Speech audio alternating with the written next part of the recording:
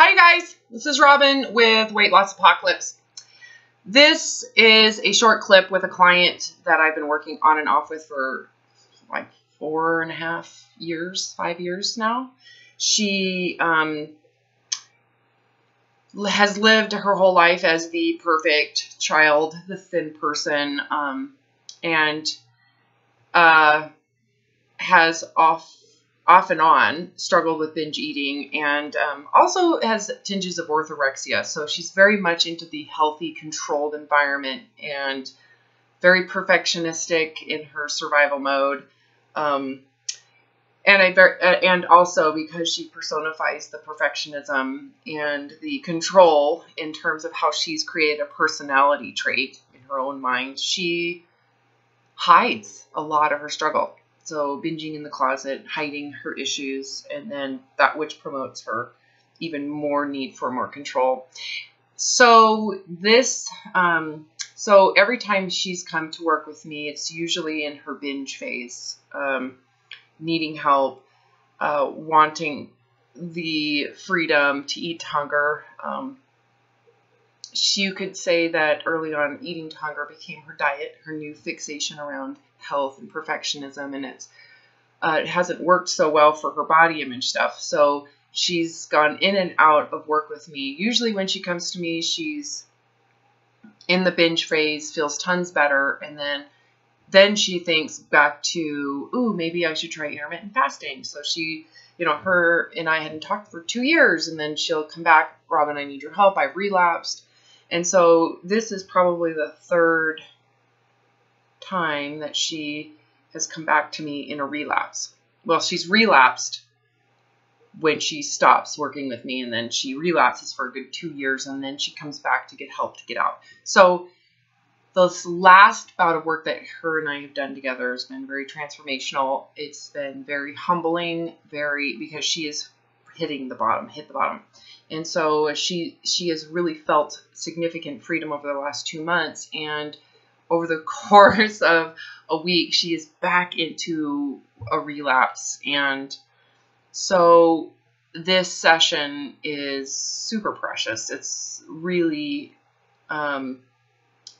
we're getting at the heart of the humility of recovery and the compassion that it takes to not feel bad, to not feel ashamed, to not be defined by the relapse. We're also talking quite a bit about the humility and the willingness to surrender to your fear and to accept, to not respond to the fight or flight mechanism in the brain.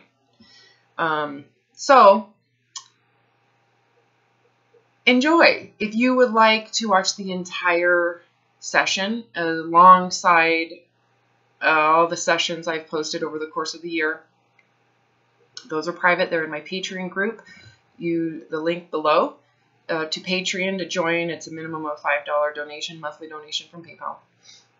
Or you can work with me directly. And so below is a link as well to my website. Fill in the information request form. I'll get back to you as soon as I can. Usually it's within 24 hours, and I'll talk to you this week. So enjoy this session. The truth about myself and my reality, and because I have nothing to lose if I do that. If I pretend or if I think I'm out, if I do that, I have something to lose. Yeah. Maybe that's what this is about, is the idea that you felt so free. And that's not uncommon. People go, oh my God, this is miraculous. This is a miraculous reaction. Before, it was incredibly intense, super pinhole focused, tunnel visioned. I never thought there was a way to escape. And then all of a sudden the space gets bigger and you're like, wow, this is cool. Yeah. And it is an elevation of consciousness. You can feel that. Yeah. What you're learning is it can be conditional freedom. It's not unconditional freedom. There are conditions that you have that take you down back into survival. Yeah. And that's what you're learning, is that just because I get it from one direction, and that gives me a sense of freedom, there may be a variety of different conditions that I am still afraid to feel and go there that bring me back down into it, into that survival mode, specifically with food. And that's why I'm like, this to me is what you can hone in on this behavior. And to me, it's super predictable, right?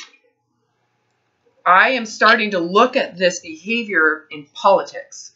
Like, I'm seeing that this is unique. This is the same human brain functioning in this survival mode. To me, it's like, I get it when it comes to body image and eating disorders. It's super, super, super easy to read, you know? And so this behavior around survival mode is conditional.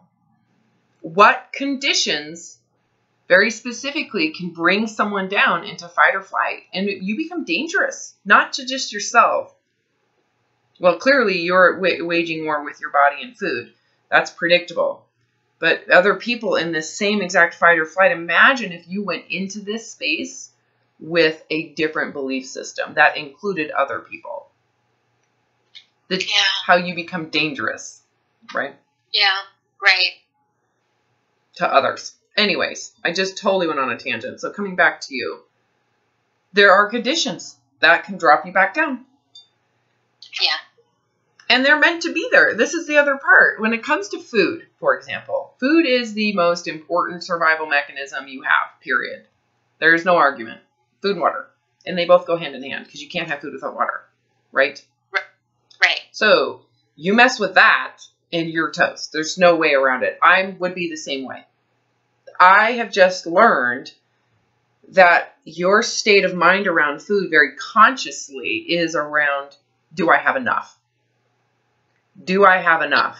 So even if I was in famine, I've learned, even if I don't have enough, literally, my state of mind of creating I have enough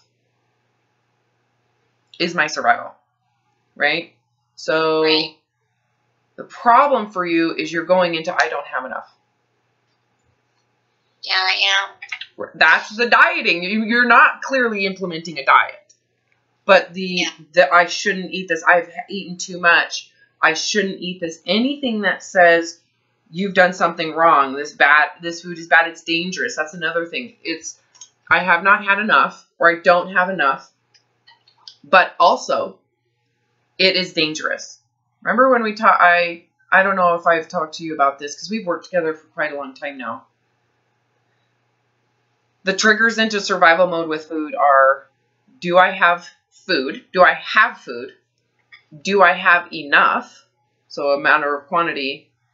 Can I get more? Can I get more? Right? That's like our need to, in that underlying sense of gratification you get from food storage. I still feel inadequate in my food storage. I feel it. Like there's a component of my like mammalness that says, Robin, you really need to add more food to the food storage. You're toast because you don't have water in the storage, Robin. All those cans are useless without water. You know what I mean? Mm-hmm. That's the third one. Can I get more? That one is oftentimes really triggered around that's bad food. I shouldn't be eating it. Yeah. I will eat less tomorrow. So that hunger scale you're using to manipulate, I shouldn't eat this. I can't get more because I'm full. I can't get more. Right? So do you have food? Is there enough? Can I get more? And the last one is it safe to eat? So I guarantee you that fourth one is a huge trigger for you because of the orthorexia. Yeah. The obsessiveness around the purity and health righteousness of your food. Because you've been indoctrinated by the health industry with food that all food is dangerous except for certain types. Yeah. And even those can be dangerous depending on who you talk to. You know what I mean? Yeah. Which podcast you're listening to this week will change that. But anyway, so food is dangerous. And you might have put the hunger scale into that zone. Anything outside of hunger is dangerous. So the danger response to when you're eating off of hunger comes from the emotionality behind the threat that you think you're going to have. Mm-hmm. I've been full. I do not feel like it's a threat. The threat is really in the moment I feel like shit. I don't want to do that again. right? So the threat coming from outside of you would then be, I'm going to be fat. My foot's going to hurt more. I'm going to be diabetic. So that's like the outside bear coming to attack you. If I get full, to me, the danger is me. And I should just stop. I don't want to do it anymore. Right? If I get drunk, I don't want to do that anymore. That's me. It's not something outside of me like, oh my God, my friends are going to leave me and my family's going to hate me. You know, that creates a whole nother level of danger around abandonment, rejection, disapproval. Yeah. Are you tracking with me, or am I just way off on Mars? La, la, No, la, I'm tracking with you. Okay. I'm working on just listening and taking it in, and not just. I know that I've learned through my life to be a pleaser, and I've just been noticing how many times do I just agree when I don't know if I really understand it. So I'm just listening. Good. Well, and trying to just see it as an observer rather than a participator right now. Yeah. Get yourself out on because you need to observe it. If I had someone like this, it would have really helped. And I'm grateful that I could talk to you. So many times I've only talked to you when I've been doing great, not when I've been struggling. Yeah, and that's a waste of your money. Yeah. I mean, it's confirming, but yeah. But you have to be ready for, like, what, and that's what we talked about last time, is, like, what is going to pull you down? Fear is, in terms of our mammal response, it's everything. Once someone has fear, your brain changes where it puts oxygen. It goes into that survival area. The hypothalamus goes, oh, we got to shut down our intelligence, and we got to get ourselves to start focusing on what we need to do to get rid of this, hide it, distract from it, deny it, fight it, and or paralyze ourselves like, like a deer that's stuck in a headlight. Right. That's our humanness. There's nothing, those are great things. Those are awesome things. Don't judge them. Right. We would not be here if your response that you've been experiencing didn't exist, human species wouldn't be here. Yeah. It's just you're cannibalizing yourself now. There's no point to it. Mm-hmm. And that's where the insanity is. If there was an actual bear running from you, this would make sense. And you wouldn't feel so crazy. And you wouldn't judge yourself so much. But it's an illusion that you're running from. Right. The illusion of sucking, failure, inadequacy. You have so much evidence in your life of success and benefit. And I know you know those exist. But this is like, for some reason, and you can understand it, your body image has become the most identifying and defining success or failure. Yeah. Because it's yours. It doesn't include anybody else. Yes. It's your survival, so you're cannibalizing yourself.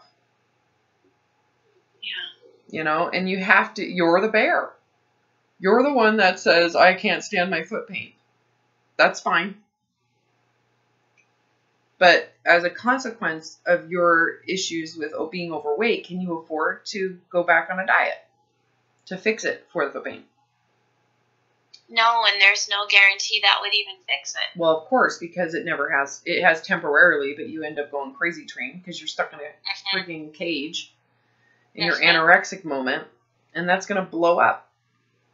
And you've done everything, and what out there haven't you done yet,